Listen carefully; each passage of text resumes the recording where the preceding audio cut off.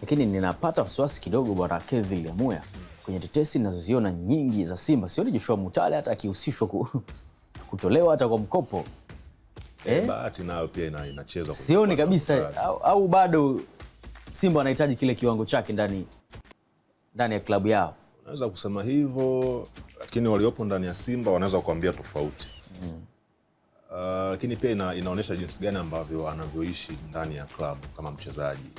Uwezekano mkubwa ni mchezaji ambaye anapendwa sana na wachezaji wenzake, uongozi, benchi la ufundi. Hata tabia zake jinsi alivyo ni mtu ambaye amechangamka wakati. Kwa hiyo amesajiliwa Simba aende akachangamke. Subiri nikupe sasa situation. Wewe ukiwa unahoji kwa nini mchezaji ambaye haperform na haonekani kama klabu haionekani kama inahitaji kumtoa ama kwa namna gani, unaweza kukuta pia na maisha anayoishi ndani ya klabu pia ni yenye ustaarabu wa kutosha. Wale ni binadamu, so mashine za kukoboa na kusaga. Sawa. Mimi sijakataa. Kwa hiyo Simba wamemsajili aende akaonyesha ustaarabu. Maamuzi yao wenyewe wamuache kwa sababu ya ustaarabu wake, ama waamuze kwa sababu haperform, kwa sababu wenye maamuzi ya mwisho ni Simba Sports Club, sio mimi, sio wewe, wala sio Ngoso Msigu. Mimi nafikiri kwenye swala la Mutale ni mchezaji ambaye kuna wakati ametumika vizuri kiasi kwamba ukasema kwamba anaweza kasalia kwenye mchezo wa fainali, hasa mkondo wa pili. Mutale alitumika kama mchezaji alienda kudestroy au kudestabilize mfumo wa timu pinzani, na ndio maana kuna siku moja nikawaambia watu kwa muda jinsi ninavyotafsiri X Factor mimi na wanavyotafsiri watu wengine mimi ni tofauti. Na tafsiri mchezaji anaenda kudestroy, anaenda kufanya mfumo wa timu pinzani kutokuwa na balance. Naona kama yule ndio X Factor kwangu. Kwa hiyo Mutale kuna uwezekano ni mchezaji ambaye ukimtegemea kwenye output ya kushambulia,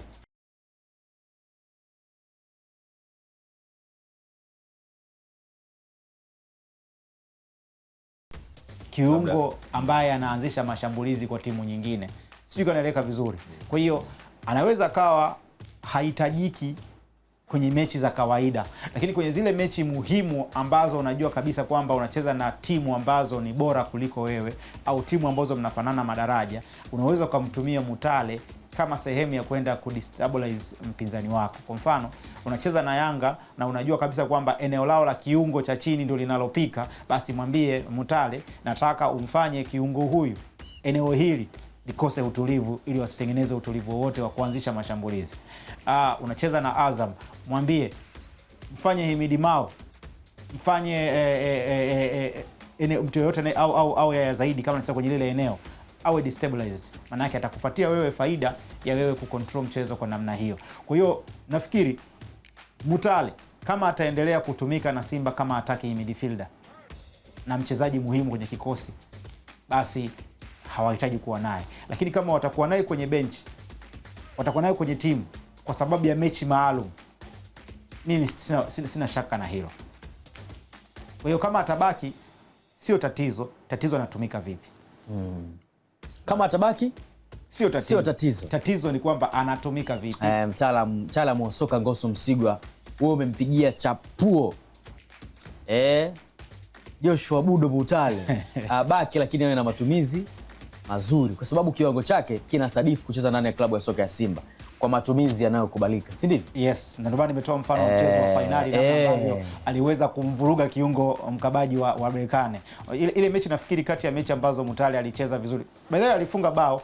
Mimi lile bao kwake halikuwa kitu cha kuzungumza zaidi, lakini namna ambavyo aliwafanya Berkane waishi maisha magumu, kile ndio kitu ambacho mimi nilikifurahia zaidi. Kwani Ngoso, kuna mchezaji tu anawaka tu kwenye mechi kama zile 2-3. Usizungumze hivyo. Unajua ukizungumza hivyo unakuwa utendei haki kazi ya benchi la ufundi mpaka kuonesha kwamba yule mchezaji anaweza kuperform katika setup fulani. Alichokuzungumza Ngoso Msigwa nimemuelewa. Ni kitu ambacho kilitokea kwa ile last season. Kwani baada ya pale, ni kweli mimi na ile mechi, kwani baada ya pale matumizi yake yalikuwa vipi? Sio mechi ile tu. Mechi zile za viporo, unakumbuka zile mechi za viporo ambazo zilifululiza zile za mwezi wa 5 kama unakumbuka vizuri. Pamba sijui walikutana nao wale. Fadlu Davis alipata suluhisho la haraka la kutibu tatizo la ufungaji wa mabao ndani ya Simba kwa kuwaunganisha Mpanzu, Mutale pamoja na Jenchaz kwenye narrow setup katikati mwa uwanja, wale wachezaji watatu, kwa sababu ni wana umachachari mwingi, wana ufundi pia na wana kasi. Simba pamoja na Kibu Denis, Simba walipokuwa waki exchange pass katikati kwa haraka kupitia hao watu wanne, ndio ilikuwa ni hatari mno, na ndio hapo Mutale akaonekana kuwa ni mchezaji ambaye anaweza kuwa na manufaa. Alitengeneza chances, nakumbuka alitoa assist bila shaka ni 3 katika zile mechi, na alifunga pia mabao bila shaka ni 2 kama kumbukumbu zangu ziko sawa. Kupitia zile mechi ndio watu waligundua kwamba Mutale kumbe vitu vimo.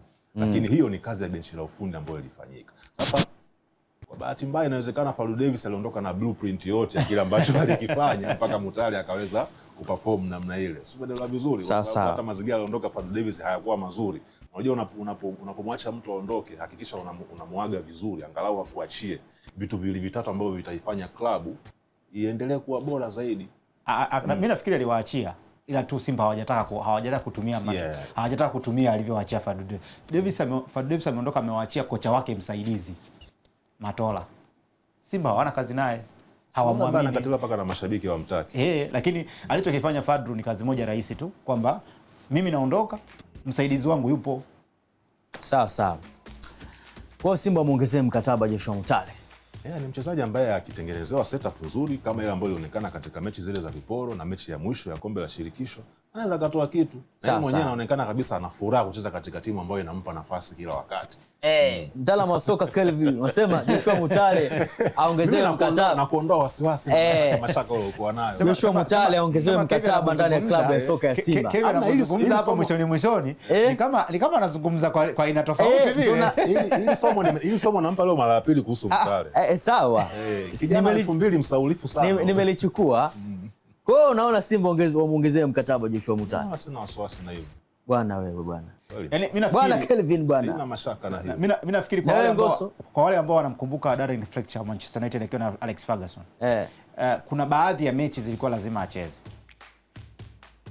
Hasa mechi kubwa. Lakini hizi mechi za kawaida alikuwa hata umuone. Kwa sababu mechi za kawaida unategemea kwamba wewe unaenda kudominate mchezo. Wewe unaenda kucontrol mchezo. Kwa hiyo watu ndio wanakupangia wewe zaidi mikakati kuliko kumpangia mpinzani. Lakini kwenye mechi ambazo ni ngumu, unahitaji mtu ambaye anaenda kuharibu mpinzani. Yaani lengo lake lengo la Fletcher lilikuwa ni kwenda kuwafanya Arsenal na mfumo wao wote uharibike. Umeelewa vizuri? Unakutana na Manchester City, na Fletcher watengelea alikuwa mpaka anafunga, lakini lengo ni kwamba huyu mchezaji anaingia vipi kwenye setup na anaenda kuvuruga nini kwenye setup. Kwa unapozungumzia kuhusu Mutale ni kwamba kama wanabaki naye, wabaki naye kwa sababu wanajua kwamba atatumika kwenye mechi fulani maalum. Lakini wakati wanazungumza swala la yeye kubaki, lazima meneja awe anajua namna gani atamtumia kwenye hizo, au kocha ajue namna gani atamtumia kwenye hizo mechi, kwenye hayo mazingira sasa. Kwa sababu kipindi hicho cha Fletcher, meneja wake ndo alikuwa kocha wake ambao ni Sir Alex Ferguson. Kwa hiyo ilikuwa ni kazi rahisi sana kwa yeye kubaki naye au kumuondoa, kwa sababu anajua atamtumia vipi kwenye pitch. Kwa hiyo binafsi naamini kwamba Mutale kwenye mechi za kawaida hizi ambazo Simba yuko yeye ndo favorite, sitamani kumuona uwanjani. Lakini kwenye mechi ambazo Simba sio favorite, natamani nimuone uwanjani akienda kuwasumbua wapinzani na kusumbua balance ya mfumo wao, ili Simba waweze kutake control na kutumia chances za kufunga. Kwa hiyo hilo ndo lilikuwa wazo langu, kwamba sio kwamba Mutale ni mdhaifu kwenye maeneo yote, lakini kuna sehemu unaweza ukamtumia au ukamtengenezea system na bado akakupa kitu. Na ndio maana nikatoa mfano pia wa mchezo wa fainali dhidi ya Berkane uliochezwa pale Zanzibar. Kati ya mechi ambazo nilishuhudia benchi la ufundi la Simba likiwa limetengeneza mazingira ya kumfanya Berkane aonekane timu ya kawaida. Sawa bwana Kelvin Liamuya pamoja na Ngoso Msigwa, nimepokea hilo somo. Sasa ni wakati mtazamaji naye atapokea somo na atafanya tathmini yake mwenyewe juu ya somo lenu. Hata somo mwalimu akikupa unaweza ukalielewa au usilielewe. Ni mawili ukiwa darasani. Aidha uelewe ama usielewe, mambo ya kawaida.